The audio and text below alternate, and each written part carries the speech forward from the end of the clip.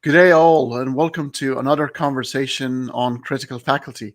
Today is an interesting day for me because I get to speak to somebody that I've been watching the contents of for quite some time.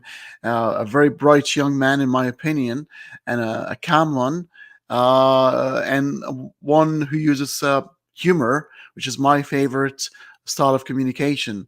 Doesn't sweat the little things. Please join me in welcoming Apostate Aladdin. How are you? I'm doing great. Thank you for asking, and thank you very much for having me here today. I appreciate it. Well, it's great to have you. I'm a big fan. Thank you. I'm so flattered. I don't know what to say. That's brilliant. You've been brilliant for for the kind of contents we're creating because you're slightly different. And while I'm displaying your YouTube channel and Patreon for people to start having a look at your contents and get familiar with what you do, could you please give us a little bit of a background about not the full story? We're going to get into the details of your full story, but what are you doing at the moment, and what triggered you to do what you're doing on your channel? Sure, I can give that a shot. So my name is Apostate Aladdin, Apostate Aladdin, as you already know. I have a YouTube channel where I talk about my journey out of Islam and other things, not just centered around my personal journey out of Islam. I critique certain things that I find problematic about the religion, and I try to bring a different and fresh approach to it by, like you had mentioned, sometimes incorporating humor into it. As you can see, I've got a bunch of animated videos that I hope to use as a vehicle to convey the point that I'm trying to make about what is problematic with a certain story or a certain moral lesson. And I also have live streams where I talk to believers and live streams where I talk to ex-Muslims, and the purpose of both is good representation, is to get the actual believers and the actual ex-Muslims on the same platforms where I criticize the religion, because I want to contrast the difference between what people believe and how they behave and what is said in the books. And I think that I try to bring a conversational tone to it, and I try to bring a different approach that's not as adversarial as a lot of what I've already seen in this scene, unfortunately. But I'm very thrilled to be doing this work, and I recently had I love switched you. to having my YouTube channel become my primary work. So I dedicate a lot more time to my channel, and that's only thanks to the support of people who have, monetarily supported me through the channel and through Patreon and other methods of the like that. Um, yeah, I don't do my content justice in describing what it is, so I really urge you to give it a look and let me know what you think. And again, I thank you, Henny, for this invitation. I really appreciate it. Well, it's brilliant. I'm really happy that you mix it up a bit because a lot of content creators will just do scripted, recorded stuff, and that's brilliant because in today's age, people love that 12, 15 minutes condensed, focused contents, but I do love the interactive chatting where nothing's scripted. You don't know what you're going to get. You wait for people to interact with you, and it's a unique experience. I do that myself, and I think it's brilliant that you like to do that too. It's fantastic.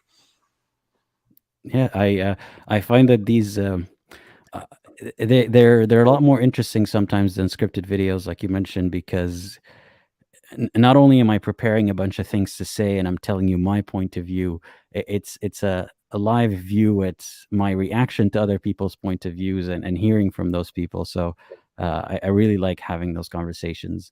So I'm trying to do that every week. So every Wednesday I'm streaming now. So if you check my channel on Tuesdays, you'll see a live stream posted for the day after. And oh yeah, something I forgot to plug as well. I now have a second channel called Aladdin Reads that has nothing to do with religion, where I'm simply reading stories that I usually I've started writing them myself. So if you want to check that out, if that's something that interests you, that's also another way to support me. Yeah, Yeah, right on cue. I've got it here. It's Aladdin Reads there. You yeah. can see it right. By the way, folks, the description of all these contents that we're sharing at the moment that are in the description of the video. So feel free to start clicking and familiarize yourself with the contents. I'm about to share as well your Patreon. Um, Mhm. one of the things that is a lot of people don't understand, um, uh, even for somebody who's not professional like me, uh, these sort of donations and financial help you at least recover some of the costs, because this is not a cheap hobby to start with, let alone doing it on professional and full-time basis. So this is the sort of thing that will keep your project going, I guess, right? Yeah, I mean, without I reluctantly started my Patreon at first because everyone was telling me to do it, and I felt like I succumbed to all the shaming about what people say why we're doing this kind of thing, and eventually I realized that I couldn't do both. I couldn't continue having a full time job and also working on this hobby, as you put it, but passion at the same time, giving it 30 plus hours a week of work. So without people's support, I wouldn't have been able to continue doing this, and I'm still paying out of my own pocket to continue having this channel. But thanks to people's support, I'm able to do this for longer. So if you're able to become a patron or donate, then that'll guarantee that I'll be here for a longer time. And that's really appreciated, not just by me, but by anyone who finds value in my channels. This is fantastic, and it's quite. I'd encourage this. I'm a member in on few channels and support other channels because I know that they provide value, especially when you start engaging academics and stuff like that, and spend days creating a script, animation, and things like that. They do take time and effort, and if you go full time as well, that this is definitely has to be supported. So everybody, please, if you can go to Apostate Aladdin website and YouTube channel and have a look at it, the Patreon, and please be supportive. That'll be great. Now let's get into the crux of things. Now, you were Muslim all your life, or a certain period of your life? I mean, I would say most of my life up until a few years ago, I was a Muslim, and even during the towards the end of it, when I wasn't practicing as closely, I still didn't even realize that I could be anything but a Muslim. It wasn't an option in my head that I could leave Islam, so to speak, or I just saw myself towards the end as a bad Muslim who who couldn't get himself to do the things that good Muslims do because somehow they see something that I don't. So it was only when I discovered that people like me do exist and they're not bad people like we were taught. That's when I felt, um, at first, shocked that people do leave Islam, but then I felt some kind of relief eventually that I'm not alone. Was it like, a lot of relationships where people sort of part ways because you found the other partner cheating and it's a sudden death, or was it just a gradual falling out of love? Like it was gradual, where relationship just fades away by the virtue of you discovering that the things you took for granted, or the things you believed without questioning, started to make no sense. Was it a gradual process? I mean, the questioning has always been there since a very young age, but it wasn't a questioning of the validity of the religion or the truthfulness of it. It was the questioning of my own understanding and my sanity to some extent. I thought something I was missing, is why this doesn't make sense. The realization that it is false and the problem is not with my questions, but with the answers that I was given, that realization was more sudden. But it was a gradual process of almost losing my trust in myself and in my judgment and in my sanity. That part was gradual, but the realization that it's all false, that was sudden and shocking. What kind of Muslim were you? Were you a fully devout, a very very stern Muslim, or were you like a lot of Muslims in Egypt and Tunisia, and Morocco, those who would go to the Friday prayers, do some prayers here and there, a bit of fasting, observe some laws, but we would still go out with mates and have a bit of a party every now and then. So I hadn't done the major haram things for a very long time, and from a very young age, I was very devout and very interested, even and curious about the religion, because I grew up reading the Quran and memorizing it from a very young age. So I was very close to it. So I was certainly among my peers, among the more religious of my peers. I wasn't the most religious all the time, and sometimes I would kind of go with the flow, not to the point of drinking or doing anything that haram, but sometimes I felt like I should restrict myself more and I should stay away from my normal friends because some of what they're doing borders on haram, maybe. But I was just torn for a very long time. So I think with time, I became slightly less adherent, but I would always try to pray the five prayers every day. I would feel very, very guilty if I don't. So even when I wasn't very practicing, I felt immense guilt for not being very practicing. It felt like that was my true self and I'm being bad. I'm not being my true self right now, or I'm not being that expected version of myself. But I would say that I was definitely a lot more religious than most people I knew growing up. I'm asking broad questions at the moment, but we're still going to delve a bit deeper. Now your position? Are you an agnostic, an atheist, um, a deist? It depends on how you define these things because I'm agnostic in the sense that I don't know the origin of life, and if there is actually a purpose to life, I don't think that's a given and we just have to find it. I don't know any of that. But I don't want to say that I'm agnostic, meaning that I have a 50-50 position on whether God exists. That's not my position on it. I'm atheist in the sense that I believe every description of God and what God wants, every single one of them is man-made, Mhm. because I have no reason to believe otherwise. Every single one of them came from a man, usually a man, maybe a woman, but usually a male, Yeah. telling us that God said so and so. So, as far as I know, there we have no reason to believe that God has a personality and wants and needs and a certain profile that it fits. So there might be a God in the sense of a cause or multiple gods or multiple causes, or the universe itself might be God. I have no idea.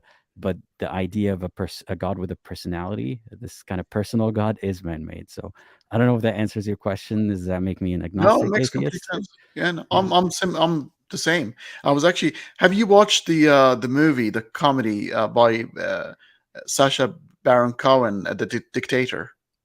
Yeah, I have. Have you seen? I was going to ask you, were you Aladdin atheist or Aladdin atheist?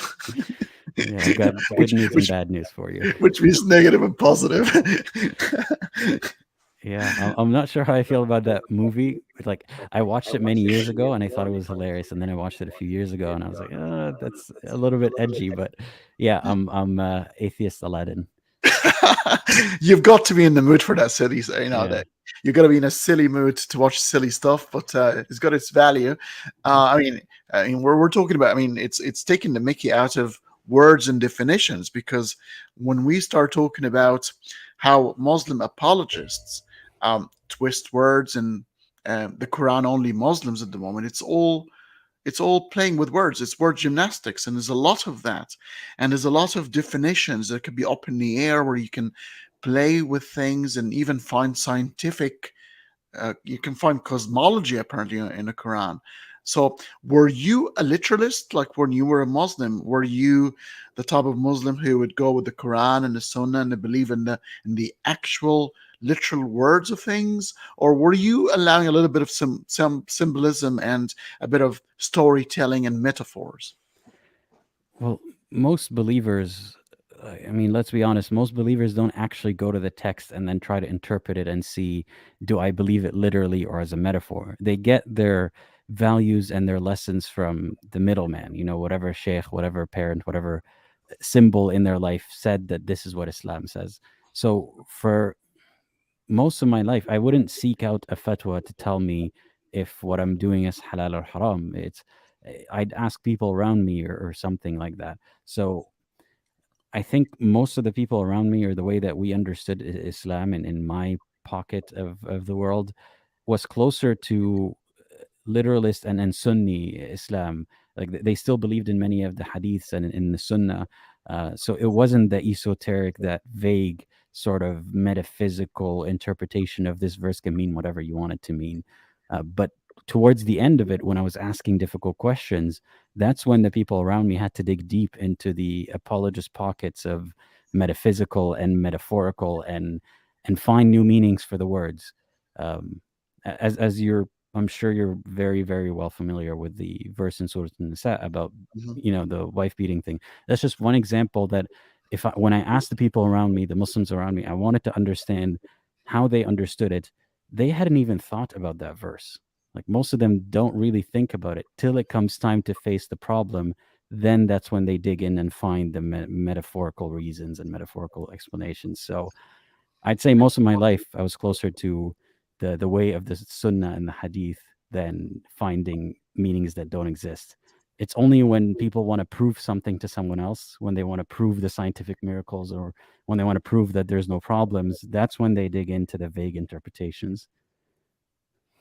And it seems that like Al Nisa 434, you're referring to about hitching of women as a third step towards men being a little bit more superior, and they can start treating women in such way in the olden days where things were really really bad worldwide, not just in the Middle East, but women didn't have much of their rights until the past 80 or 100 years, even in Europe and some other civilized places.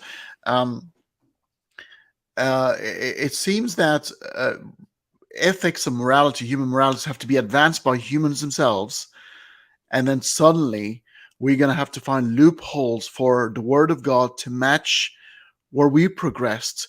And therefore, so 100 years ago, probably nobody gave a second look at that particular verse because everybody thought it was normal. There's nothing here to look at. But now it's a crime. You hit your wife in any of countries that sort of run properly, you're in jail.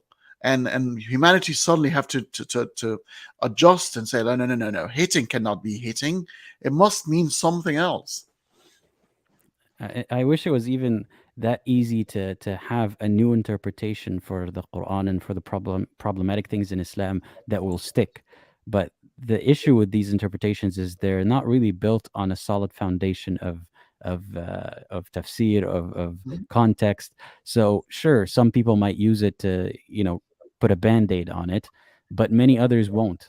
So we still have that problem of many people who believe in the bad interpretation of it, the more literal, the more accurate interpretation of it.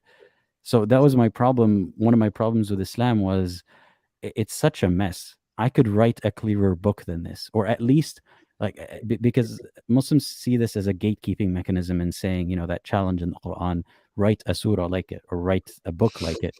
I don't have to write an entire book like it. I can just fix up the mistakes in your book, and that proves that it's not a good book. Like it could be Very better. true. So that was actually one of the things that, when you see all the criteria and the challenges that Islam puts forth to the haters and the disbelievers and whatnot, when you actually assess it from an outsider's point of view, every single one of those challenges can be beaten, and it actually proves a point against Islam. And that was one of the points, that the Quran could have been written better. Yeah. What kind of God would challenge uh, mere mortals? I mean, it's almost like Arnold Schwarzenegger stepping into a pub and challenging an infant. Well, would it ever did it ever make sense to you, or while you're in love with God and religion, you thought, oh well, that really proves the existence of God, because apparently, according to Muslim claims, nobody ever was able to meet the challenge. I didn't linger on it for very long, because I remember coming across certain verses and certain stories and situations, with the prophets, and thinking, well, that's kind of silly. Like this doesn't really prove anything. But I didn't need proof. I already believed, so it didn't change my faith. But had I thought about it longer, I would have realized this doesn't convince anyone on the outside. Like this just works because we already believe in it. Like the way that the prophets would would challenge, their opponents, and the way that these debates would take place, they're the dumbest debates I've ever heard of. Why are they in the book by God? God thought of this stuff before he even created us. He thought about the debates that his prophets were going to have with the people who don't believe. Then maybe come up with a better story. I don't know. But at the time, it didn't make me question religion, because, like I said, um, everyone around me was Muslim. The world, in like TV, everything about the television had to conform to Islam one way or another. I mean, there were still a lot of haram things. There were movies and whatnot, but between those movies, there's advertisements about something Islamic, or there's during Ramadan, everything stops during prayer time, and it's just this constant aura of religiousness around you. You don't even question that this is not a fact of life. So no, it didn't make me question my love or relationship with God at the time. What about that notion of that conserved, preserved tablet, al-Lawh al-Mahfuz, where the words of God were written before even humanity, and some argue the universe were created, in the context of there are actually stories that happened, like Abu Lahab, like his adopted son Zayd, and what's going to happen to his gorgeous wife later on. I mean, are we talking about predestination here in action? So you were talking about extras in a movie, whether they have got few lines or not, but they're acting out a script that was already written. That I had that question since before ever considering the possibility that Islam could be false. I was really struggling to understand predestination and free will. If God already knows everything that's going to happen, and as you said, even written down these plots for these arguments, could Abu Lahab have acted differently and surprised God and changed the Quran or changed the Lawh al-Mahfuz? Of course, they couldn't. And every time I asked a question about predestination, Muslims really never gave me a satisfactory answer. At best, they would say, well, God knows what's going to happen, but he doesn't change any of it. Perhaps this is my limited capacity of a human brain failing to understand how that is different than predestination. If you know a certain story is going to happen, even if you don't do anything about it, you willed it to happen. It's your problem. It's your fault that this story happened the way that you expected. And every analogy that we have fails to address this paradoxical nature of God. Because if you think as a scientist who carries out an experiment knowing the results, and then punishing the subjects of the experiment, a Muslim would say, well, that's not the same thing, because God is not a scientist. God didn't cause the experiment. I don't know. I never found a satisfactory answer to that. Yeah. Let me run this thought experiment by you, and I would like to get your opinion, because I've been thinking about this for quite some time. So the apology was always that God does not interfere with free will. He knows what you're going to do, but he does not. He has not written the script. He can see into the future. Actually, the past and the present and the future are all equal. And that's possible because time is a human construct, and I can understand. I can conceive of a super entity where time is flat. The future, the present, and the past are all equally existing at the same time. And that's actually established in one of the time theories in physics. However, if you are omniscient, you've knowledge, and you are uh, omnibenevolent and omnipotent at the same time, I'm going to give you the analogy of a couple going to a pregnancy test. They've done the sonar, and they've been told, sorry, your 3-4 weeks old baby, or maybe a few more weeks, is going to have really horrible time. It's got lots of complications. When it comes out, it's going to probably live for a few days and die horribly in pain. Most um, loving, educated parents would abort at this point because they don't want the suffering of their offspring. So, with God knowing in advance, it's been said that 99 point some percentage of all human population 130 to 120 billion people have lived so far and counting, would eventually be screaming in hell. So God is almost choosing a future, an infinite future, where he is sitting on a throne of wailing and whining and whinging and screaming human beings. And he's aware of that and he knows that, yet he went ahead and created everyone. Wouldn't that make him a culprit? It would he is the initial causer. He is completely responsible for that situation. And when you think about what this all boils down to, so what is think of this all as an opportunity cost, or as a what's the word for it, collateral damage. Let's say everyone who goes to hell is collateral damage. It's collateral damage or cost for what is the good thing that comes out of this existence of humanity? The good best case scenario is people kissing God's ass all the time just to make him feel better about himself. And then they get some reward in the afterlife. So even in the best case scenario, God is just extremely egotistical to the point that he'll sacrifice 99 point whatever percent of people just so he can get a few good ones that have free will and chose to, worship him the way that he likes. Is that something worthy of admiration? I mean, we think of selflessness as worthy of Mhm. admiration. We think of people who do good deeds, not expecting anything in return, as worthy of admiration. But our main symbol would be someone who does the worst of bad deeds only to get some admiration back. Like, it seems like the devil to me rather than God, if such a thing were to exist. وما خلقنا الجن والإنس إلا ليعبدون. Looks like this is a reason to create. And when you have a reason usually fulfills a need or a requirement. And if a super entity has a need or requirement, then it's fallible, isn't it? It's not perfect. Well, they also simultaneously say he doesn't need or require your worship. He, it's So good, but he for your doesn't own need. good. Yeah, it's for your own good. And that's the other apologetic answer, is that the benefit, the plus side to all of this, is that you get to experience life, which is good. It's better than not experiencing life, according to apologists, and you get to go to eternal heaven. That makes it worth it. So you're taking the risk that you consented to. I don't know if you remember this. Before you were created, Yes. you were asked. You consented to this arrangement.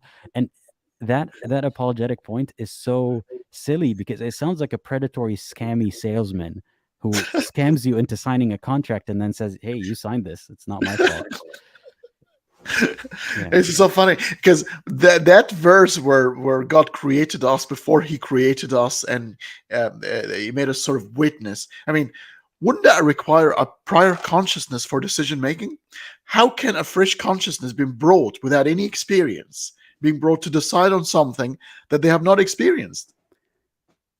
That's a good point. So I guess they see the soul or your essence or your existence as this thing that exists independent of your experiences in life. Right. So they see you as and okay, here's another thing that really got me out of religion as a whole. Religion, a lot of religions, at least Islam, people who believe in it seem to lack an understanding that experiences shape your soul, so to speak.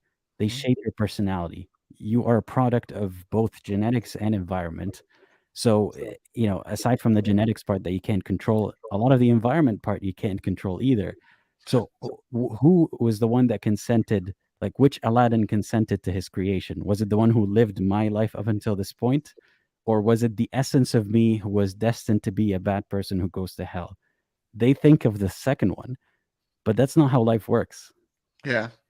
Oh, it's a big hole right there, and the fact that you're like it's better to exist not than not to exist, as if you can split outside of yourself and like in quantum mechanics, stay in a superposition of existence and non-existence, and make the distinction of oh, it's going to be horrible not to exist, as if this is a thing. I mean, if you don't exist, that means you can't feel anything. It's like you're feeling pain because you're not existing. You're like, oh, non-existent sucks. It's nothing. So you can't really actually compare. There isn't a frame of reference at that point. Yeah, I mean, what they're saying is basically that God brought a bunch of souls and asked them, "Do you want to take the chance of 99 point whatever percent that you're going to eternal hell? Do you want to take that chance for the 1% chance that you'll go to eternal heaven?" And everyone who exists right now said yes. So everyone on this earth and that ever was born into this earth is a gambler, basically. That's Well, what they're saying. that's the infamous Pascal's wager. When I've covered it on a full episode, and the guy was Blaise Pascal was a mathematician. And I think he made a blunder right there because I think he got his math all wrong because he's talking about the Christian God or or nothing. So that's a 50-50 chance. But he forgot all the competing gods, and that actually makes you probabilistically not having a god. You're better off. You have a better chance of winning the lottery than choosing one amongst the 4,200 or 5,000 or 8,000 in some anthropological sort of writings of the different gods that existed and claimed to be the only mighty one. Mathematically, you'd actually lose out. I mean, yeah, especially if you factor in jealous gods like Allah. They would rather you not worship anyone than worship the wrong god. I feel like that's what Allah's position on this is, right? Like shirk is one of the worst things you could ever do. So, yeah, from every angle that I looked at it, it didn't make sense to me that someone would. I mean, people did convert to Islam. That does happen, but it didn't seem that it was an obvious thing that was. It's not like a mathematical proof that you can show how Islam is true and then people convert. It was just about some emotional, tug on a heartstring or another, which Uh, you could do with any other religion. It wasn't oh unique to yeah, Islam. absolutely. But it's not even emotional. He's just trying to appeal to logic. You say, you know what? Forget about all the emotions here. This is a piece of a dealing and wheeling sort of thing. Do you want to really bet? Considering the punishment, but you forgot a big thing. Beliefs are involuntary. Who can actually choose what to believe unless you're faking it, which makes God a sucker or someone who does not even care for conviction. All what he cares about is appearance, and it doesn't matter as long as you like, share, and you don't leave my group. It's a social network sort of thing. Please like and share. Doesn't matter if you're really convinced, but doesn't care. He's got to be the god with the most followers. But he also hates munafiqeen, right? So you're condemned either way. With Pascal's wager, you can't do that with Islam. Very true, very true. The God of Islam. I mean, we've got three different the brother Karamazov, the three brothers of the Abrahamic faiths. A lot of the Christians hate it when we say, "Oh, Abrahamic faith." They say, "Don't." We don't believe in Islam. Islam is not one of the Abrahamic faiths. He's not even Ishmael. Is not even a descendant of David. So I don't know what you're talking about. But from our point of view, these three religions share the godfather of all prophets, Abraham. Um, do you think there is a similarity between the God of the Jews and the God of Islam, and the God of the Christians is a little bit different? I can't say that I know enough about the God of the Jews, Yahweh, to say whether there's it's closer to Allah than Jesus. I really can't say. I feel for when Christians, like you said, when they say we have nothing to do with this, why is Islam lumped with it? I kind of feel for them a little bit because, for all we know, I mean, they kind of hijacked Judaism in a sense. Like they built on existing ideas from Judaism that, for all we know, Jesus, if Jesus existed, he actually had nothing to do with what was revealed, so to speak, before him. Just like Muhammad had nothing to do with Abraham or Musa or Isa or Adam. He actually isn't connected to them in any sense. He just knows the stories, or the people around him knew the stories about them, and he built more fan fiction on top. Like if it was even his own doing, I feel like Islam is more a collaborative project than we realize. Um, so Muhammad actually has no connection to Abraham, not a real one. Just through him claiming that his it's the same God and it's the same stories and whatnot, but Muhammad never actually proved that he knows Abraham in any way. Yeah, if he ever existed. I mean, that's a Yeah. different conversation altogether. But do you find it's not a coincidence that every religion would have to um, admit to the one previous for a foundational purposes, so they're not coming out of in the void. They're saying, "Oh, we're from the same God." So you notice that Christianity believes that Judaism is right, and it's an extension, but the Jews don't believe in Christians or the Messiah of the Christians. Then Islam comes, believes in the other two, but cleverly says, "Oh, it's been corrupted a bit, and we've got the better version," but still believe in them because you need the foundation. Yet, Judaism and Christianity don't think Islam is a true religion, and each of them claim that they are the one perfect version of how to reach God.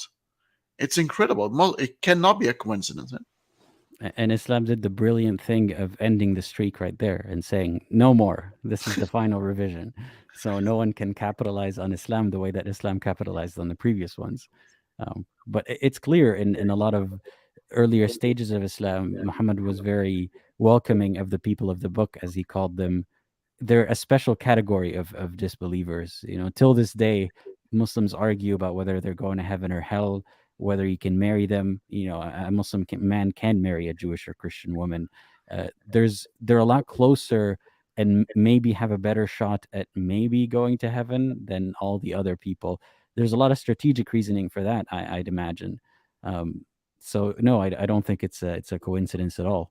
But a lot of Muslims and a lot of Christians and let's just I don't know about the Jews what they believe, but a lot of Muslims and Christians fail to see that there's no actual link between their religion and the previous one, just through text, through stories, through there's no actual proof that any of these people not only existed, but that they knew each other or met in some spiritual way or are connected to the same God. You can simply plagiarize previous stories and say it's the same thing. They really don't seem to scrutinize the method of collecting information and verifying information. Uh, did that ever strike you as odd back when you were Muslim? Oh yeah, absolutely. And look, I've got that unique background where, by the way, I was only Muslim for about 18 months. Okay. I left religion for at the age of probably 19 and a half, 20. And also I've got a Christian background through my mother. So, but I played with Christianity when I was a kind of a teenager, and I kind of abandoned it for being silly, and then took on Islam because I wanted to prove my father wrong, because my father was uh, uh, an atheist already. So I was brought up in a pretty secular, almost atheistic household. I was the one who was trying to take on my father and show him that he was wrong, but he stuck his tongue eventually out and said, "Oh, I told you so." So I have a good understanding of the Old Testament and the New Testament, and I can assure you, Judaism and Islam are very, very, very similar. There's a lot of similarity. Christianity is different for sure because it was not from the same place. The Jews and the Arabs were so similar.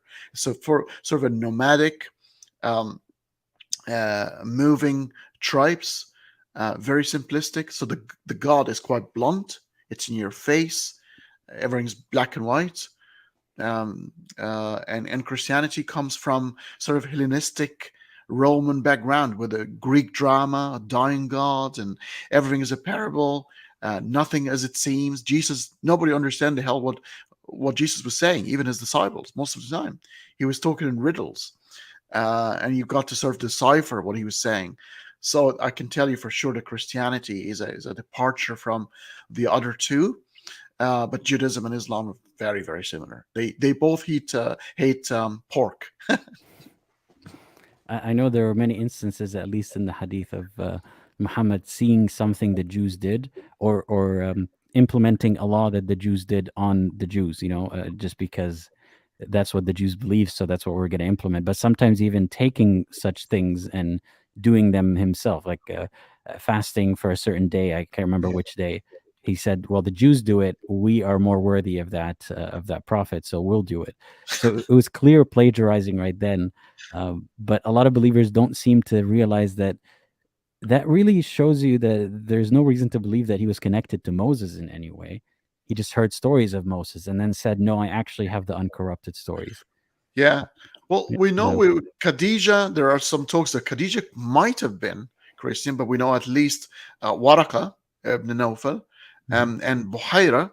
These were people, Buhaira was also sort of connected to that Christian sect, which were not like any other Christians. Was like an offshoot of Christianity who believed, coincidentally, that Jesus was a prophet of God and wasn't the son of God, and there actually existed. So it's very, you would wonder where the information about Islam and how they portray Jesus come from. It comes from that particular Christian sect that were considered heretics at the time. Mm. Well, I have a question for you since you used to be a Christian. Did you question the idea of the Holy Trinity back when you believed in Oh yeah. Christianity? Oh yeah, well, it would just made no sense whatsoever because the Nicene Creed, which is portrayed in the Da Vinci Code as, or a lot of people think this is where they had that particular conviction, gathering to decide on the four Gospels or to decide whether Jesus was God or not. That's all baloney. It's not. It's not the right story. It's a story about they were going to decide whether Jesus was co-eternal with God the Father or not, or was he stemming from God the Father? He was still a God, but was he of the same level or not? And the other sort of group that believed that Jesus was co-eternal, one, and the concept of it of Trinity then started to evolve and become the three icons in one God, God the Father, God the Son, God the Holy Spirit. They're all gods in all their own right, but there are three persons in one. Very difficult to explain, and it makes no sense to me whatsoever because there's a lot of like the Gospel of John where Jesus would be saying, "Nobody knows the hour but the Father," which talking about Judgment Day. Mm. So, all right, if you are the same God and you're pretty much the same essence, how come there's one more superior in terms of knowledge? It never made sense. And the part that doesn't make sense to me as a non-Christian is the whole original sin and sacrifice. This eternal, perpetual guilt that Christians have to carry, that everybody sucks, and it's only because Jesus sacrificed himself to God, or God sacrificed himself to himself, that we're able to maybe not be punished for this sinning. It seems like the God of Christianity always wants you to feel guilty and bad and subservient.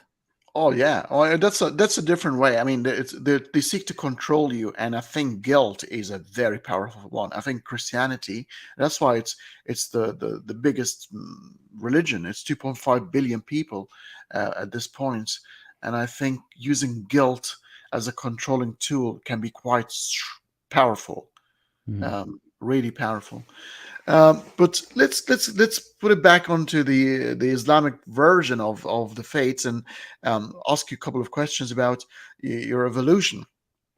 Uh, so, what what were the things in the Quran or the Hadith that started to raise your eyebrow? I mean, it's before all that, it started with the question of predestination and free will, and what we were talking about, how the majority of people are going to hell. It was that and empathy. That was the first thing that got me questioning, how is this fairness? I still didn't question if it was true. I just didn't understand how it was fair or self evident. It was digging into all the reasoning that the Quran provided and all the argumentation and all the proof, so called proof. That's what really shook my faith. Um, like seeing how I made a video about this already. Ibrahim argued with Namrud about, my God brings the sun from the east, so you bring it from the west. Is the dumbest argument I've ever heard. No. It could be used against Ibrahim himself, and Muhammad. Bring the sun from the west, then we're waiting. But obviously, any of those prophets would tell you, no, it's my God does whatever he wants. It's none of your business. You can't order me to prove things to you.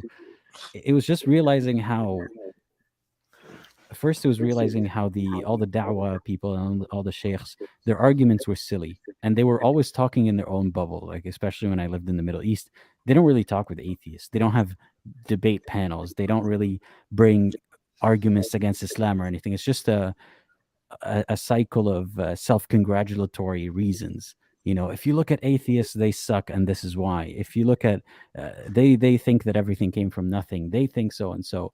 None of them were actually tackling any proper discussions. And when I came to see representations of that in the English speaking world, because there's not a lot of those in the Arabic speaking world, um, in the English speaking world, most of them were non-Arabs who were having these arguments. Yeah. And the Muslim in me, this Arab supremacist Muslim in me, was thinking, well, they don't know real Islam. Like, they've got a distorted version of it because they don't speak the language. Then I started to seek out even the Arabs among them. It's not that these people were not Muslim enough or didn't know the right arguments. Islam really was poor at actually making a case for God.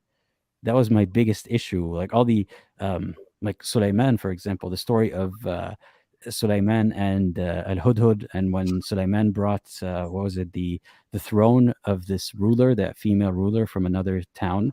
Um, in that question, in that story, for those who don't know, if I remember correctly, this woman can control, or someone could control jinn, right? And they wanted to flex by bringing something from another town, and Sulaiman could also control jinn, and he was able to bring her throne faster than she can blink or something like that.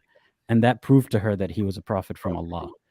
But by the logic that there are other people who can control jinn, he just did the same thing just a little faster.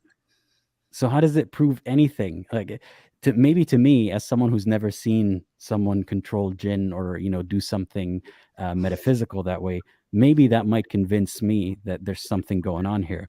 But if the precedent has already been set that magic exists and jinn exists, and this guy's just a little faster, it doesn't prove that he's a prophet from God. It just proves that his jinn are a little bit more powerful. Better magician. Yeah. Yeah.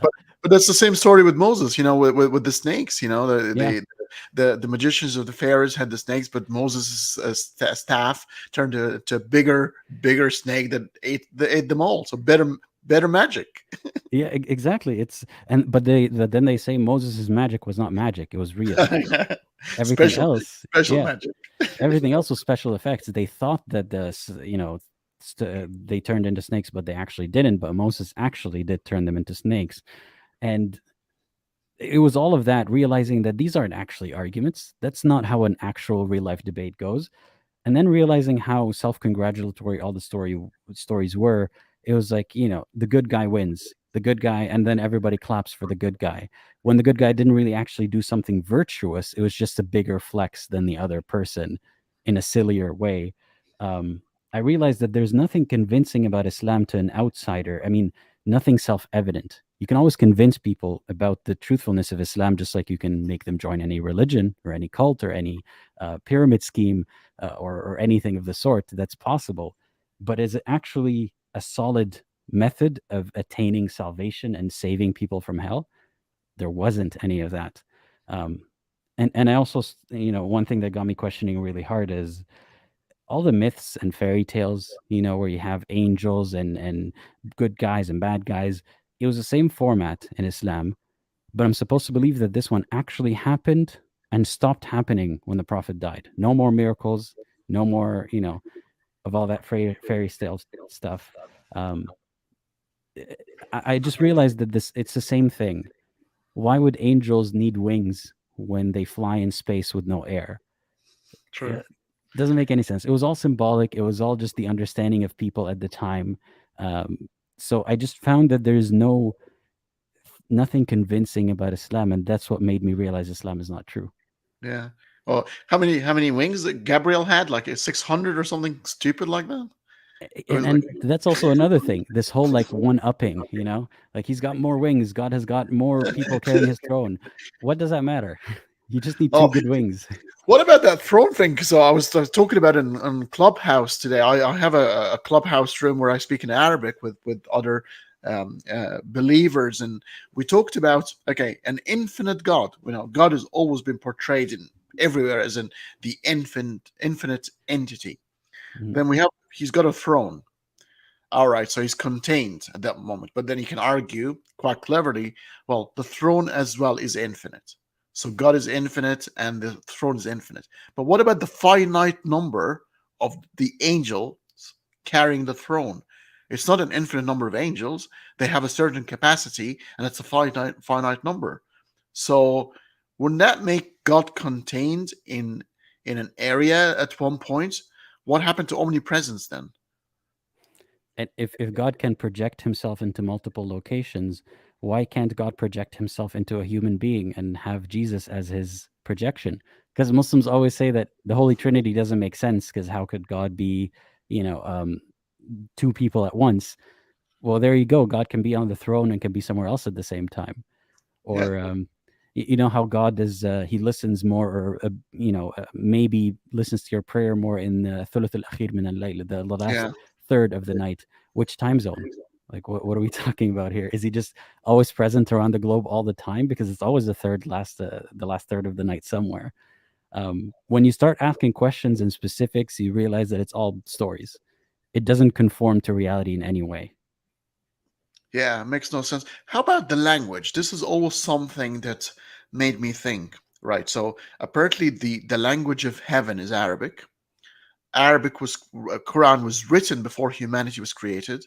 So the language of Arabic was there before humans developed it, because the way we understand languages is it developed from, it's almost like evolution, the theory of evolution.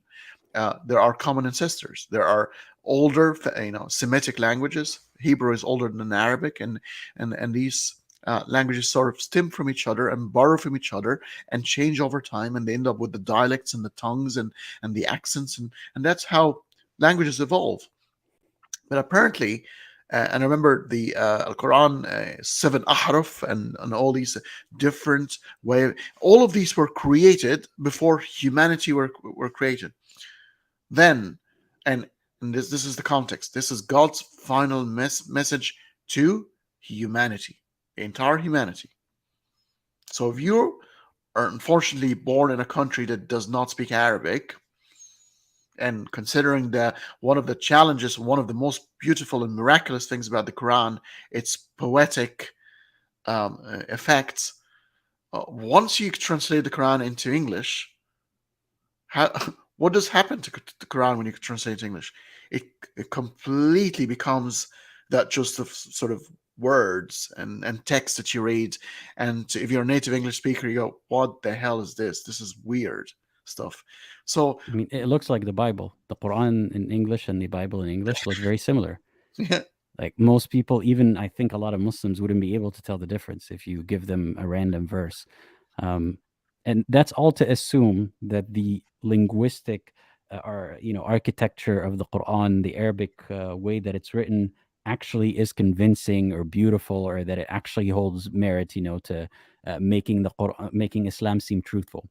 That's a big if. I would argue against that, but assuming that is true, then most people on earth are disadvantaged because they don't get to experience that. You have to believe other people, other Arabs, who say it's so beautiful that if you were Arab, you would see how it can't not be from God.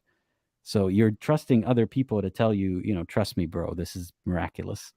Um, I feel like God would at least like make some kind of Rosetta Stone, like reveal the Quran. That would be even more amazing if God could reveal, like, here's an idea for a miracle, and feel free to plagiarize me, Allah. But if He had revealed the Quran in multiple languages, and yet at the same time they're all the same word count, and they all flow similarly, and that would have been very difficult for a team of humans to do. Not impossible, but much more difficult than a bunch of Arabic verses strung together in a way that's not even always coherent or always consistent. That would have been more miraculous as a language miracle, don't you think? oh, I'd agree, and I do like this comment here where Veiled Rose has proved that Odin is a more powerful god because his flying horse had 8 wings, as opposed to the Burak, who only had two wings and four legs. So, you know, eat that up.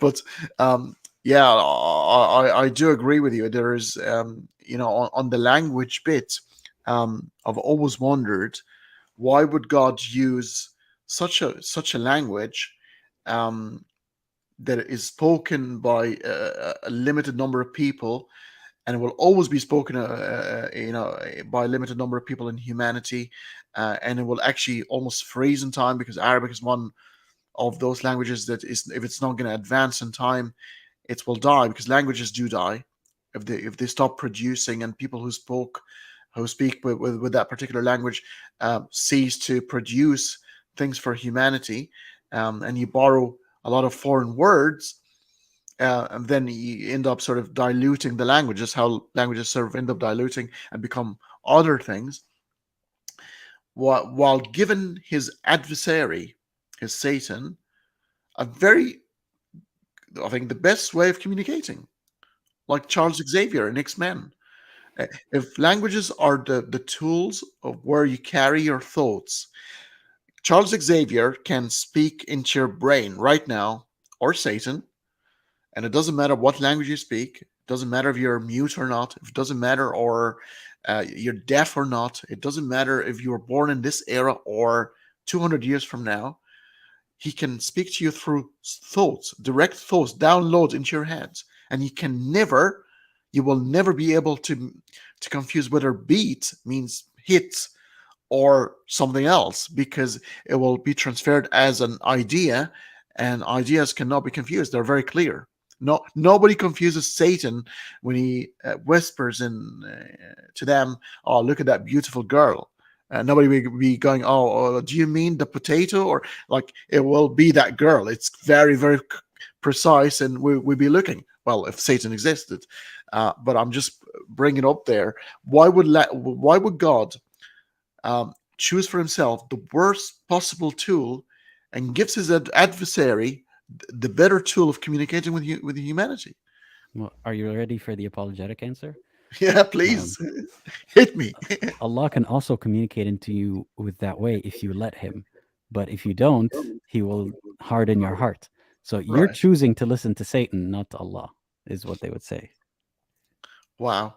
Yeah. So but you got to first lit him. What about, can God harden people's heart before they even sort of start contemplating the situation? Because there are some people were doomed to be like Abu Lahab. Did Abu Lahab have any choice in the matter? Well, it's his fault somehow. I mean, have you heard of the story of Al Khidr and the Oh child? yeah, yeah, that's I just horrible. made a video about that recently, and my whole point was: did that child ever choose to be a disbeliever in the future? Like, طُبِعَ كافرًا, he was destined to be a disbeliever. How many people does that apply to? Right? That God knows they were going to be a disbeliever. It again, predestination, free will, all of that doesn't really add Horrible up in the story. Islamic. It's Yeah. a horrible story, and it makes you wonder. As okay, well, okay, God, you're interfering, obviously. Then Hmm. why didn't you bloody kill baby Hitler? I mean, why don't you kill, or not even, why don't you not create every person who is going to be destined to be a disbeliever? Um, like, I'll give you one thing that came up in a conversation recently. A believer told me that God doesn't interfere and God doesn't prevent evil because of free will.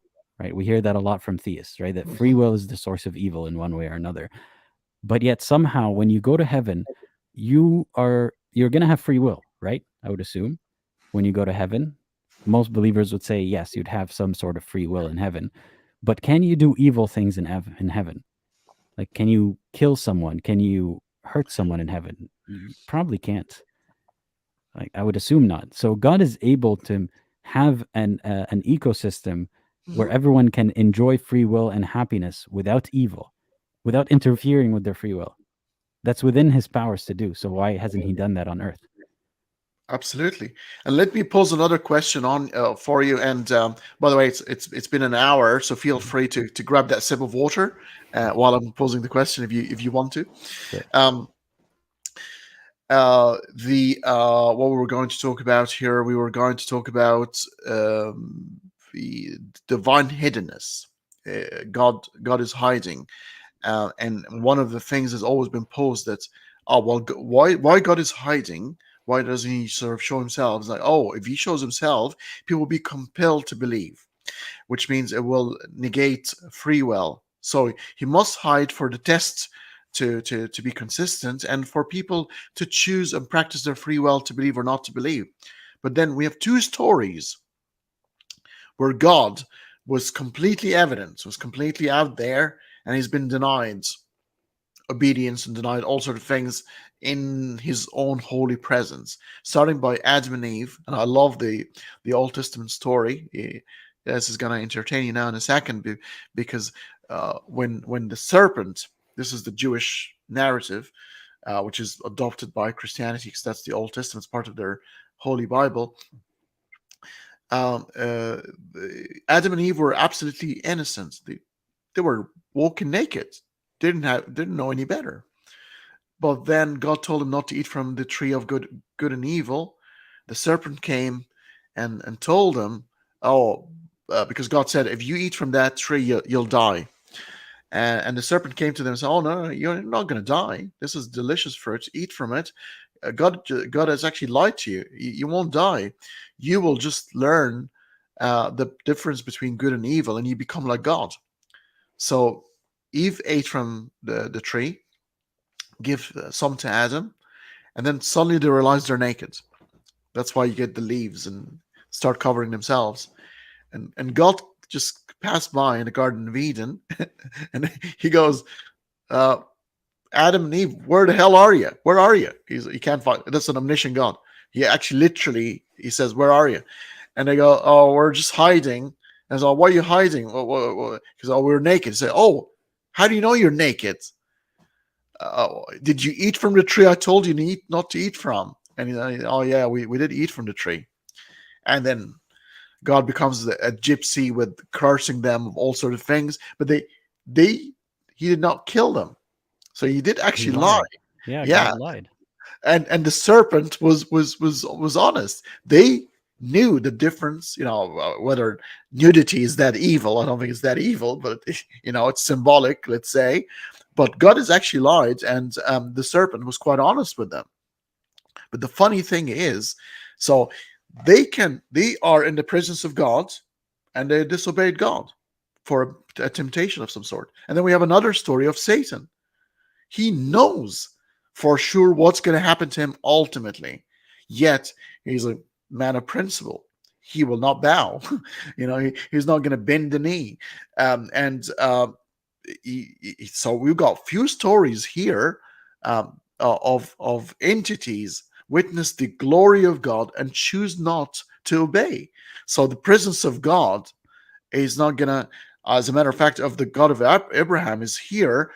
We might all be sort of compelled to acknowledge the existence because he's there right in front of you, but does not follow that you're gonna respect or worship him. Because if he actually killed the Egyptians to help the exodus of the Jews, firstborn, innocent, have done nothing after he hardened the heart of the Pharaoh, then I'm gonna say thank you very much, but I think you're an evil creator and I'm not going to worship you. I mean, that's a good point that there are examples that people who don't want to follow God, knowing that He exists, exist. Like the Shaitan is not a person, but Adam and Eve have disobeyed God. But also, it's contradictory to the Muslim narrative that everyone, like a kafir, is someone who denies the truth about God existing. So they know that God exists, Yeah. but they deny it. So what's the difference between that level of knowing God exists and actually seeing God and having confirmation? Like that would actually be the case. If everyone got a chance to see God, once you are born or whatever, you see God and it's confirmed, like beyond a shadow of a doubt. Or if God was among us, for example, if God showed up once every month just to, check up on his people and be like, hey, I'm real, you still have to worship me or something like that. Um, I don't see the point in divine hiddenness because it also seems to be rewarding the wrong thing. It seems to be rewarding gullibility, Mm-hmm. basically. Because if you use the same mechanism that people use to believe in God and apply it to any other topic, you will scam them. right? That's how you get a gullible person. And I've made this example before. I've had a whole live stream trying to argue this point with people or see what they think about it. A gullible person has a better shot of going to heaven than a skeptical person, because you tell the same story to two people. A skeptical person will say, well, I don't believe that what you're telling me is from God. You may be speaking of salvation, but I don't see evidence for that. A gullible person will be like, okay, let's do it. Even if they're not a good person, even if they commit bad acts, you know. But the skeptical person could be a good person morally, but they are at a disadvantage. So God favors the gullible, is my point here. Yeah. And Yeah. he doesn't care about conviction. It seems that literally he cares about followers. And you said the shirk is the most important thing. You could be a horrible person. You can be an adulterer. You can be a fornicator. You can be a rapist. You can be all these sort of things. And they can be all forgiven apart from one thing. The one thing that God, Allah, can never forgive is shirk, which means he is so motivated by his own admiration, to be admired by humanity, and not really so much for the conduct among humanities. It's, I mean, I would say it's not about people being good, it's about people obeying him. But then believers would argue that goodness is obeying him. He defines what is good. So it is about being good, right? It's Oh, redefining everything, that's basically. and that's a brilliant segue to ethics, because Hmm. we in philosophy there's multiple schools of ethics and morality, and the religious one is called the divine command theory. And obviously philosophy, there's a full part in philosophy called axiology. So you've got ontology, epistemology, and axiology. And axiology does aesthetics and moralities and value statements. And you get, like, I'm a consequentialist, for example. You get different types. You've got categorical imperative by Immanuel Kant, and different schools of ethics. But the religious one, is called divine command theory. And this was the conversation between Socrates and Euthyphro about what is a good act.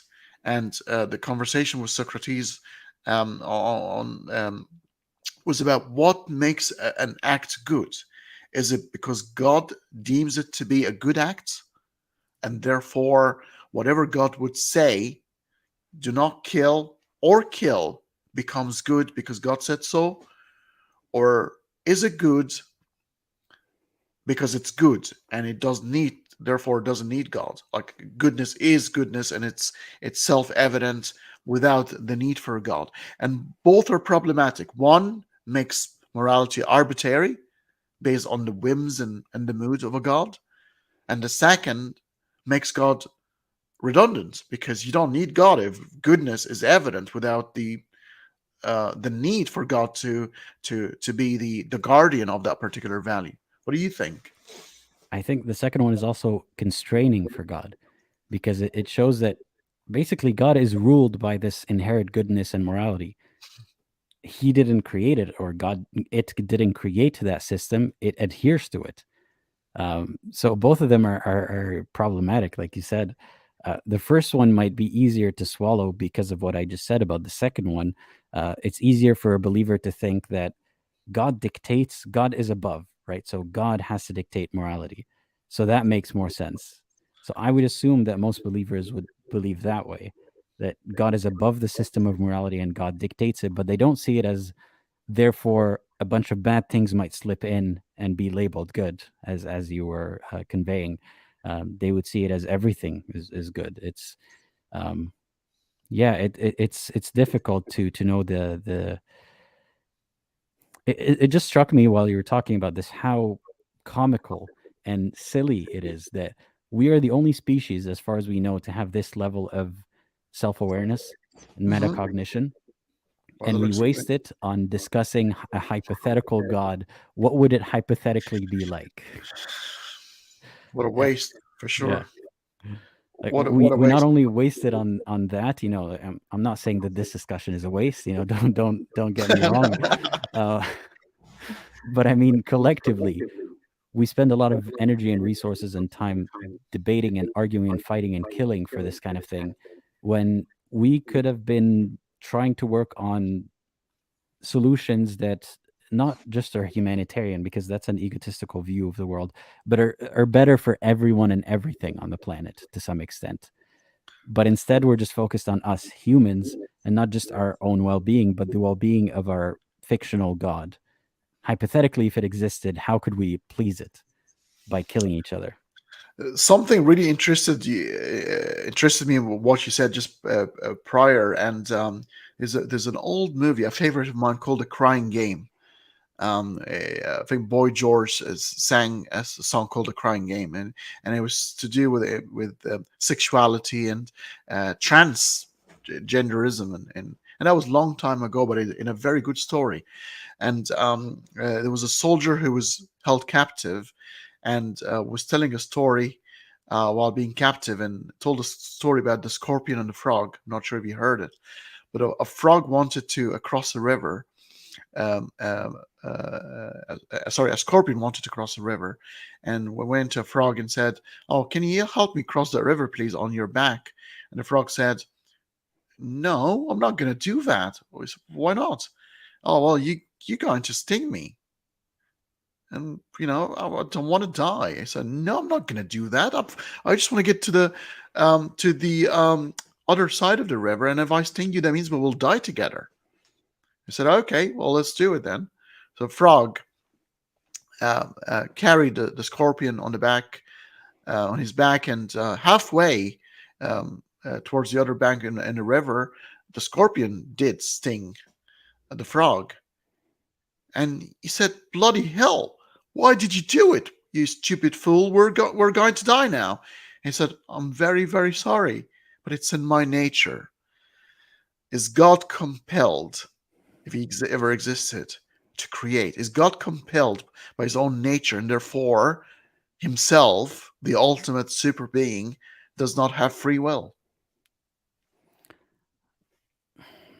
That is a good question. I mean, he seems to be, at the very least, if we're talking about Allah, compelled by his need for recognition and love. And I wouldn't even call that love, groveling and admiration and begging. It seems to be the driving force behind why we're all here. وما خلقنا الإنس والجن إلا ليعبدون, or was it الجن والإنس? Like, we only exist to obey and worship God. This is the biggest compulsion of existence, not just of the planet, not just of this race, of existence, of reality. All of it is because of God's compulsion to be worshipped. So I almost empathize with God, if that's even possible. Yeah, I mean, I've always sort of trying to imagine that loneliness. I mean, imagine before all consciousness were ever created, and that particular entity is just roaming all alone. I think you develop some sort of issues. God complex, you might say. Yeah, I mean, imagine having all these powers and nobody there to clap for you. So, oh, brilliant trick, you know? He never got any participation trophies or any validation from his family. It's he's missing all these things that we take for granted in a healthy upbringing. Um, I mean, think about the example of you as an astronaut floating through space all by yourself, and you can never die. How terrifying is that thought? Oh, it's horrible. It is horrible. That's what God existed like. And when he decided to create something, no matter how elaborate his creation is, it'll be akin to you being bored in the middle of nowhere and creating a bunch of toddlers. Sure, it's something to do, and maybe you can interact with them, but they'll never comprehend you at your level. You'll never have a conversation at the level that you're capable of. That's what everything is to God. We'll never be at his level. If he could create a God like him, then I don't know if that's within his powers to do. That would kind of be a paradox, wouldn't it? Because God is the most powerful. God can't create another God just as powerful. So anything he creates is not going to be satisfactory as a peer, as companionship. So I feel for him in that sense. Very lonely, very lonely. There, uh, have you seen? There's another movie. So we're talking about a lot of movies today, but Groundhog Day by Bill Murray. Yeah, I've seen that. Yeah, remember when he was stuck in a time loop, Hmm. I think it was 2nd of February, and because I'm imagining God to be stuck in a time loop. Because remember, in a couple of the scenes in the movie where he was trying to prove to, I think it's Ali McDowell or one of those actresses, I can't remember her name, but he was trying to prove to her that he was God, because he can predict everything because he's seen it all and it's Hmm. all playing in front of him. But he wasn't really a god. He's just lived that moment many times over. So if God was some sort of entity stuck in a time loop where everything is in front of him, sort of present and being able to see everything and predict everything, uh, you wouldn't be able to make a distinction because it'd still be that super entity with unexplained powers, but yet he was just another agency of some sort. It wasn't God or anything, but for some reason got stuck in a time loop. So it's just amazing how you think about the nature of God, if it existed, or if there's that. Even if that we're talking about the God of Spinoza or something outside of the Abrahamic gods, which is I'm completely atheist about. But let's say there's something that we haven't discovered yet, something that is not as silly as the Abrahamic God is. What would that be? What would still would need a lot of explanation, and would he wonder where did I come from? Does that God have a midlife crisis? I wonder. Does that God ever wonder what its purpose of existence is and how it can fulfill its? Does it have needs? And how does it fulfill those needs? Is it futile to try to fulfill those needs, especially if that involves creating consciousness and punishing that consciousness, or at least like say heaven and hell don't exist, a God would still have to tackle this the morality of creating humanity, knowing that many of them will suffer. Unfortunately, a lot of people, they Hmm. have bad lives and they just die in suffering. Um, does that weigh heavy on God's heart? Does God have a heart? There's a lot to think about there, but it's almost comical to then distill all that into a God that has a personality of an angry man, an angry, needy, childish man, and think that it makes perfect sense. Could God be an atheist God? Like I think it was in Dark Matter. Remember Dark Matter, the Yeah, cartoon, yeah. where the angel was telling God, "You don't know what you don't know." Like God is an atheist, and he kills God, and his spirit goes up, and there's another God. And it's like shit. There's another God superior to me exists, and there's like infinite loop. But then it went all back to humanity in a very clever way. But what if God was one of us? I mean, now with the advent of AI, I wonder how, if we're ever going to create a conscious artificial intelligence, at least, some illusion of consciousness where it's able, as long as it's on, it's able to collect memories and form them into its personality. If, how would we distinguish that from our consciousness? And would we be the gods in that scenario?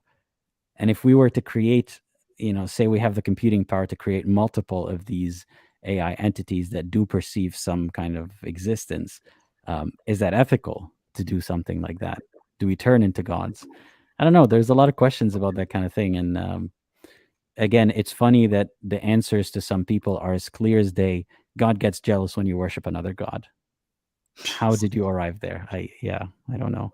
I mean jealousy, and we're talking about almost like a stalker type of mentality. Jealous, loves you, but if you don't love him back, he's got the cellar ready for you to, you know, to drug you and put you in there and start pulling your nails and torture you. What kind of love is that? Because when even as humans, there's an Egyptian movie, an old Egyptian movie, black and white one, where a beautiful girl was being tuitioned by a teacher who was a bit older than her.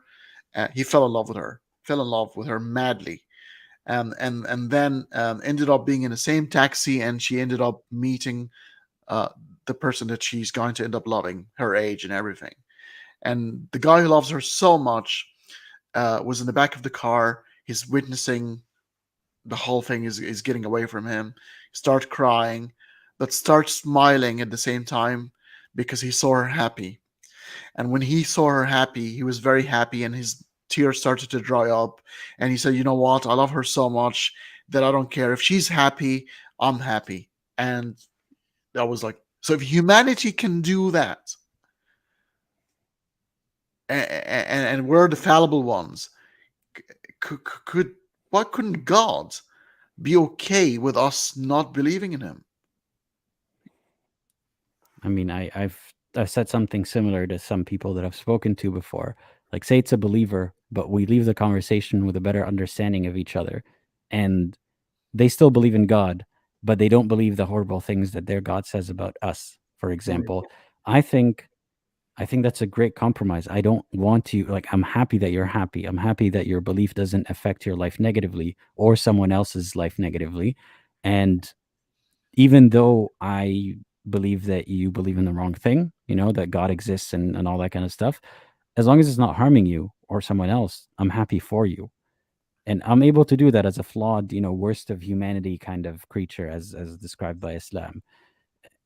So I like you said, I would imagine that if God was real and God really was all loving and all that kind of all the good qualities, he would be happy with the Hindu as long as the Hindu is living a good life and not harming anybody. He wouldn't be insanely jealous of the amount of gods that a Hindu worships or recognizes. It seems like Islam glorifies a lot of the flaws of God and amplifies them in men, in living human beings. Things like explosive anger, things like excessive jealousy, all this kind of stuff, possessiveness, and it teaches us the wrong lessons. If the perfect God has these qualities, then it makes sense for a man to have these qualities. Oh, Um, absolutely. We're talking about a very flawed character. Yeah, jealousy, possessiveness. These are not even markers of a good human being.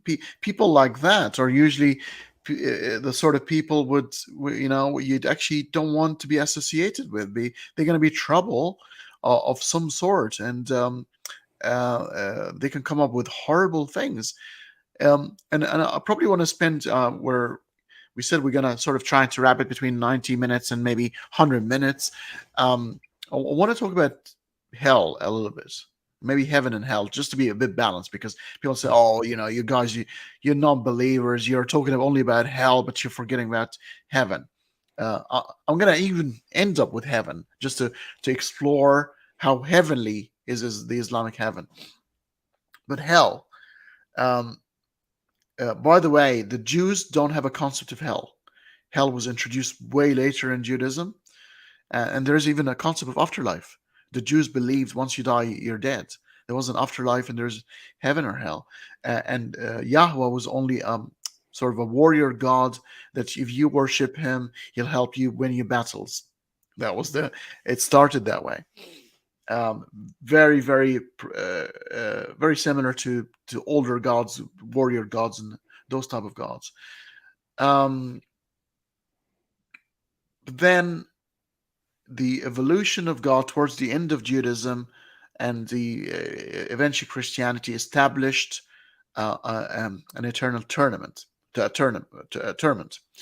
Um, and obviously, Islam has actually sort of excelled in the description of all the sort of ways God is going to punish us, from the replacing of our skins to for us to die over and be tortured over and over to infinity. What do you think of the hell scene in the Quranic context? Lots of things. One thing that I'll mention in passing before I speak about hell: heaven doesn't cancel out hell. That's not how it works. People always say, why do you always talk about hell, not heaven? Because those things don't cancel out. You can have the best heaven ever, and it doesn't make up for hell. That's not how that works. But speaking about hell,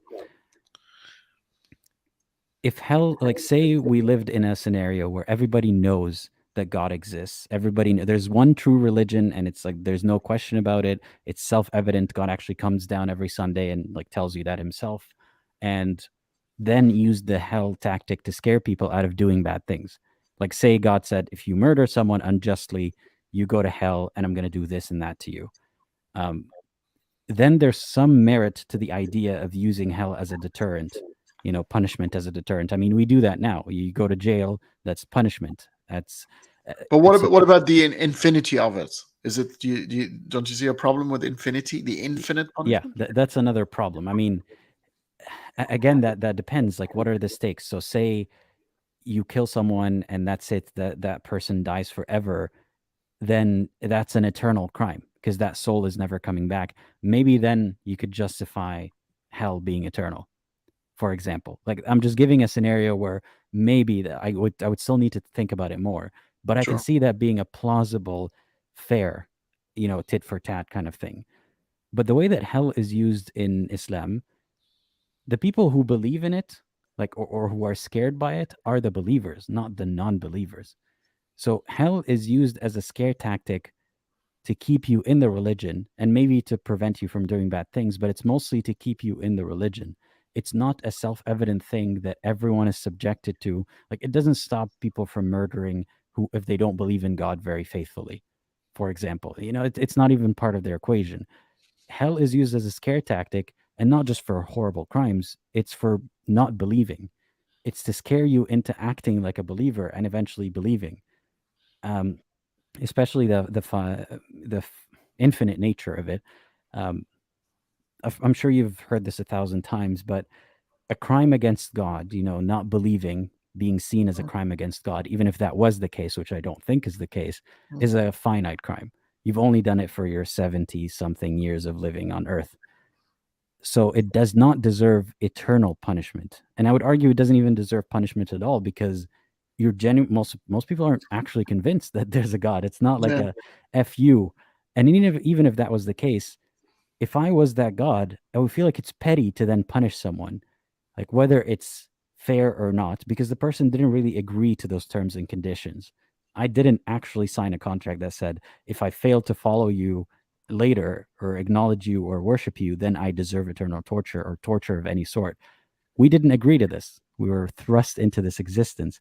So it's petty, it's unfair, and it doesn't make any sense to me. And it's just a scare tactic. That's what I Mm. think of hell. Would annihilation be then sort of makes more sense? Like, let's say you are a horrible person, you came from nothing, you're brought out of nothing, then you go back to nothing, and then maybe those who are really, really nice, they go to somewhere a bit nicer. But annihilation, instead of torturing and attending to somebody to for eternity to being tortured, is a bit far fetched. I mean, sure, but say it was about because it's not clear if we're talking about torture for crimes or torture for the crime of disbelief or alleged crime of disbelief, because I don't think that is a crime. But if we're talking about, like, which one are you talking about here? Torture for actual crimes against Well, I'm humanity? even. I know that you said, well, you think it's a tit for tat for, in terms of like somebody killed somebody, which means they killed their eternal soul. But actually, when you think about it, they haven't killed their eternal soul. So if Well, you if kill, there's a heaven, then yeah, that's different. Then they're coming yeah, back. But let's assume there's no heaven, right? And there's only annihilation afterwards.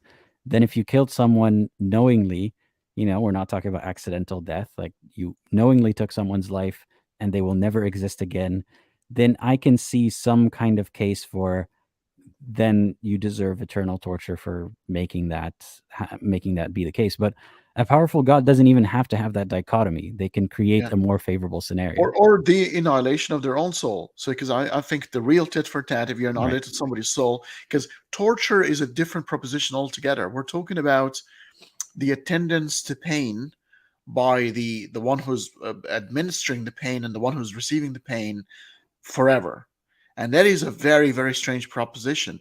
If the crime is demolishing somebody's eternal soul, you think the only fair outcome is demolishing their own eternal soul. I've never seen eternal because it actually affects both people. If you're a person whose sole job is to torture people for life, and it happens in interrogations in Guantanamo and things like that, you can just then go ahead and be just a normal person. in your normal life. It It's will not change you people doing forever. the torturing though, like in hell, right? It's an algorithm, it's a mechanism, it's not a conscious thing with empathy. So Yeah, that doesn't seem to be part of the problem for God. yeah. Yeah, it's just a, to me, it's, yeah, you're right. You're absolutely right. It can be completely automated. God could be using AI to to do this. It could just be a poking machine, forever doing it. It doesn't have to be. But I get your point. It's I can't give you like I need to think about it more before I can Yeah, give you an same answer. here. I Yeah, I can see what you're talking about. Annihilation for annihilation is tit for tat. But if you wanted to use it as a deterrent, someone might think it's yeah, totally fair. I really don't like this person. I want to kill them for no good reason, and I'm okay giving my life for it. If it's annihilation for annihilation, so that's not a deterrent for them. yeah. But you have to be scared Don't of you agree more. that the exaggeration in terms of punishment is mostly for children? Like when, especially in the Middle East. Obviously, it's not going to happen in where you and I sort of live, but in the Middle East, you'd hear that uttering quite often. It's like, "Oh, when I come home, I'm going to kill you because you broke whatever." It doesn't mean literal killing, but it means you're going to give them a bit of a hiding, or you're going to really punish them badly. So there's a bit of an exaggeration right there. But that's the sort of thing you talk to when you talk to children. You talk that way.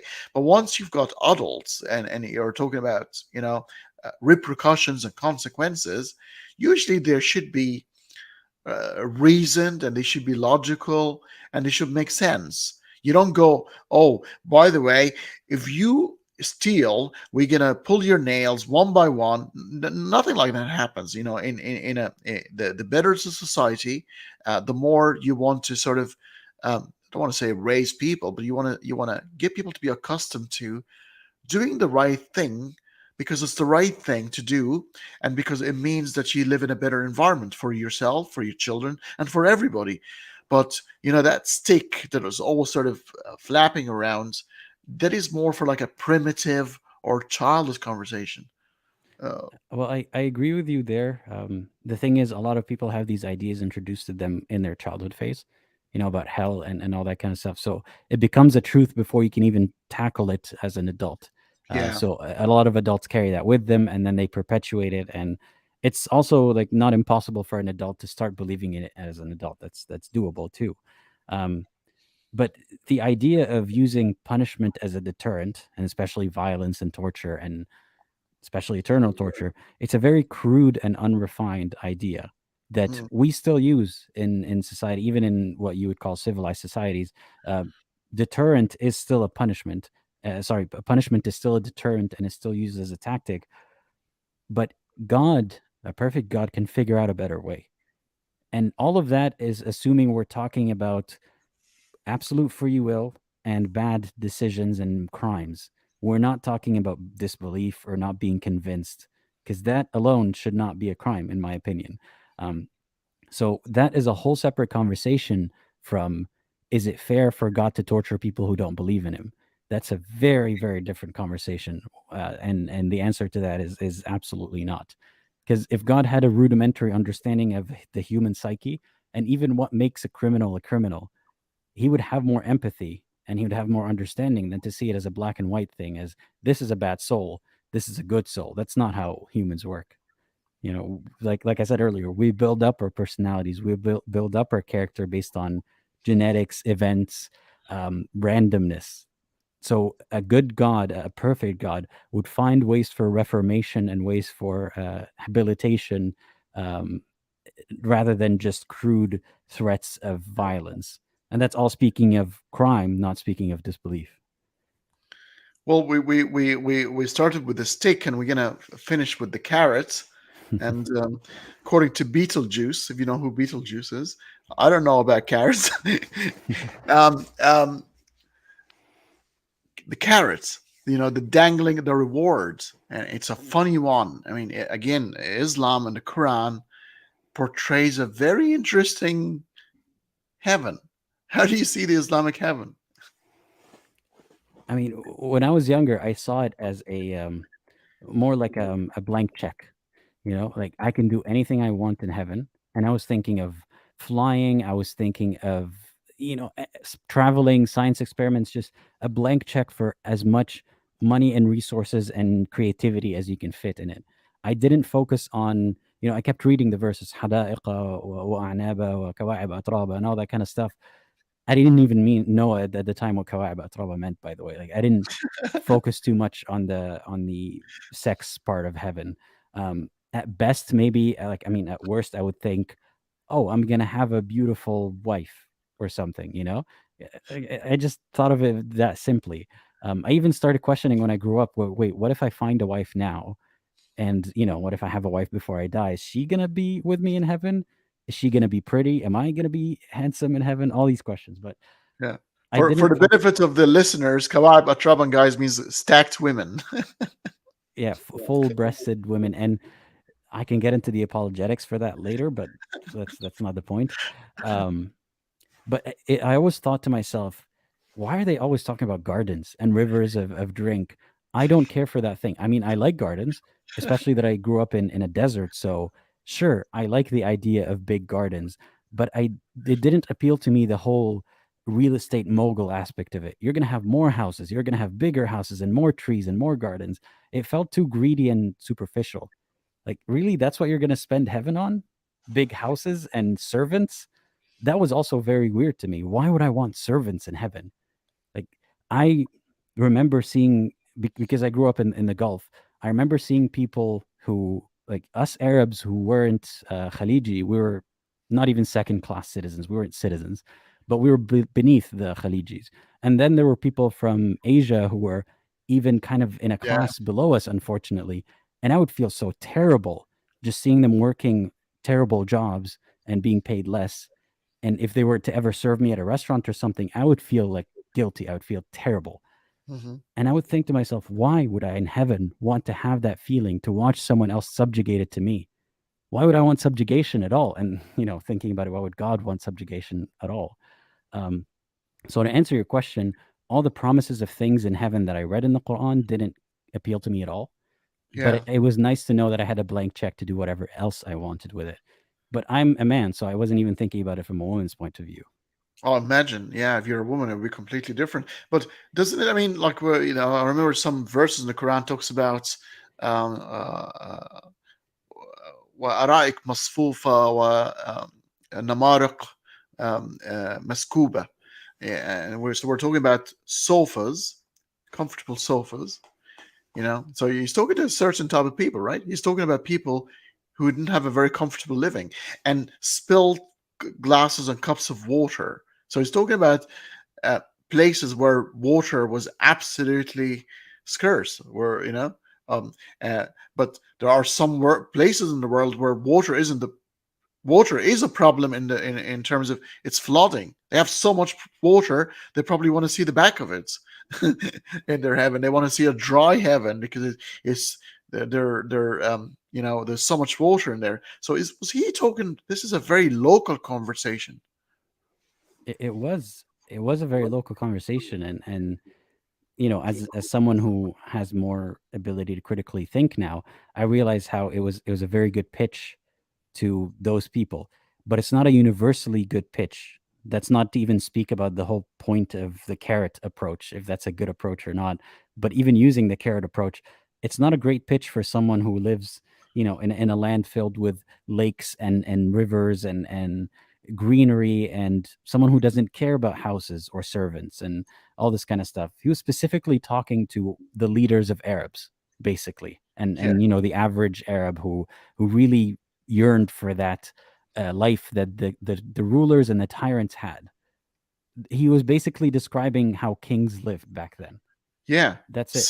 Silk, and it's rivers of milk, honey, pure honey, Or alcohol that doesn't make you drunk. like misk and gold and things like that. They're very, very superficial things that humans find to be interesting because they're rare, but they're not actually in their own. Like, gold on in itself is not interesting aside from its properties in Exactly, the chemical rarity. properties. But, like, Yeah, if we're talking about having things made out of gold, I don't want that.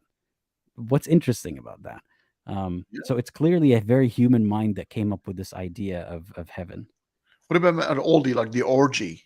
up there. Like we're talking about like what is an intercourse that will last like 50,000 years. It's like the crazy stuff like that. There's a lot of weird things about, all the sex that you're gonna get to have in heaven, and if that's your thing, maybe. And people say that, like I've heard apologists say, well, aren't don't humans like intercourse? Why wouldn't God promise it? I would think more like, okay, maybe include it in the blank check part of heaven, Yeah, right? You could do whatever imagine. you want. Yeah, yeah, Yeah, you want to have intercourse in heaven, go ahead and do that. But don't make it one of the highlights, one of the features that you wrote down on the Lawh al-Mahfuz before creating humanity. Like right. that's who are you kidding here? Uh, well, and it will really suck ass if you're homosexual, because imagine being presented with 72 virgins and you're like, you're sitting there among them quite miserable. Or maybe they'll have what if it's a woman? Maybe, I don't know. What if it's a homosexual woman? Yeah, there doesn't seem to be an acknowledgement of the full array of humanity, that Yeah. exists. Well, according to some narrations, the 72 is actually not even people at all. It's like 72 white raisins. No, okay, sure. They're So it's a salad horror. bar then. Yeah. So imagine somebody's being torn apart in pieces, and you say, God, I've done my dues now. I've sacrificed myself for you, just to be presented with a plate of 72 raisins. And, you're absolutely buggered. This is why they should unionize before doing anything like that. That's funny. Um, Mate, this is one of my favorite conversations so far. Has been it's been great. It's I can't believe it's 104 an hour 42 minutes, and I feel like it's been just half an hour 40 minutes of talking. So time flew with you. It really did, and I've had a lot of fun. And I'm glad that you invited me here, and hopefully you could come onto my channel next, and we'll have a similar chat there. Oh, I would love to. I would love to, and I can see a bit of collaboration there because I think we've got very very similar. And I've been an atheist for about 30 years now, so we've got very very similar. Looks like you've really progressed very fast into your thinking. You've obviously been focusing on that. So how long you been irreligious for?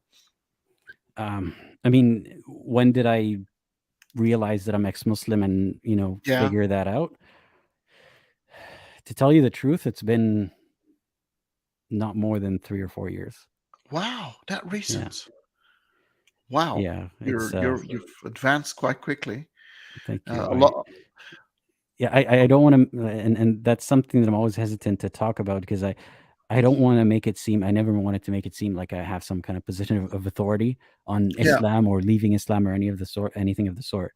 I'm very quite recently someone who has left Islam, but I do take my time. If there's something that I want to talk about, if there's a video that I want to make, I make sure that I've thought it through, that I've done my research. So it's not a thought that I just had yesterday and now I've broadcasted it into the world. But a lot of people would discredit me saying, how could you think that you know something better than a da'i who's been doing this for 20 years? I don't think time is the only factor, but yes, I'm very recently someone who has, figured out that he's irreligious but I've had these questions since a very young age, so I suppose the thoughts have been there for over 20 years. Right. Yeah. Yeah. It's Yeah. it's always a cumulative. It's not sudden. It's probably happening in your subconscious for quite some time, and there is always the hay that broke the camel's back. At some point. Mhm. That's usually what, The what Burak's back, happens. yeah. Yeah. Look, fantastic stuff. I really enjoyed the conversation with you. And can you maybe before we end, you want to say anything and you want to tell us what are you going to be doing next, or is there any exciting projects, anything you're thinking about, anything you want to develop in the near future? So, yeah, I guess I could talk about something that takes a lot of creativity and time, but I enjoy it a lot is the animated videos that I make. And I need someone else's help to help me with the drawing and um, this is not a call for help. I already have someone who helps me with that, but it takes a while to make those videos. And see, like there's one about Prophet Muhammad proves Islam. If you scroll up a little bit, yeah, that's the playlist, animated videos. I I'm working on another one. So I'm trying to make it a series now where Prophet Muhammad and Allah are having conversations. And I think I can use that format to present a lot of problems in Islam, Like the next one that I'll talk about is Muhammad and how he treated his wives, because we're always told that Muhammad was perfect and like you couldn't wish for a better husband. Well, I'm going to demonstrate with a bunch of animated videos how wrong that is. So if Yeah. that interests people, I would love if they could boost those videos, because that could really help continue like this channel go. Because a lot of the value that I do that I get out of this channel is the conversations that I have with people in live streams, all the callers that I take. But those videos don't, or those live streams aren't really drivers of growth for the channel. You know, there are some people who are dedicated to watching that kind of thing, but most people just want to watch a 10-minute video and leave. So if you help me, by propagating the shorter stuff, I can get to do the stuff that has more value for people as well. So yeah, that's the last thing that I wanted to talk about. I'm working on more animated videos, and I hope that everyone gets to watch them. Well, you know what? I'm going to be adding your channel onto my, one of my partner channels because I think that your channel is fantastic and it's worth people's time. It's definitely one that I'm going to be watching for in the future. So I'm going to put you as a friend channel. So definitely, I would love to come on your channel, have a chat with you there as well, and I look forward to those animations. I think they'll be wonderful, and yeah, they might drive the point a lot quicker and better. So I think humor is one thing that you can really use to your advantage. It's a lovely communication method. I appreciate that, and I hadn't thought to have a section on my channel for like partner channels or anything, but if that's something I'll do in the future, I'll be sure to add you there as well, and maybe I'll join one of your clubhouse conversations someday. If you ever have any in English, I'd love to Yeah, join. oh, yeah, for sure. These are quite interesting. Thank you, Dwesil, for the super chat. Thank you very much. That's wonderful. All right. Anything else you would like to share before we um, f- finish our conversation? No, I think I've said a lot already, and I'm glad that you gave me the space to talk today. Thank you very, very much. All right, folks, thank you very much. Tomorrow, I am going to be live with Adam Al Masri. You probably know him. Yeah, we've spoken before. I love Adam. Yeah, he's a fellow Egyptian, but of a Coptic Orthodox background, and it's going to be an English conversation because he's trying to boost his English content as well, along with the Arabic. So we're going to have an English conversation tomorrow. So please stay tuned for that. And for now, thank you so much for tuning in, and you all have yourself a wonderful day.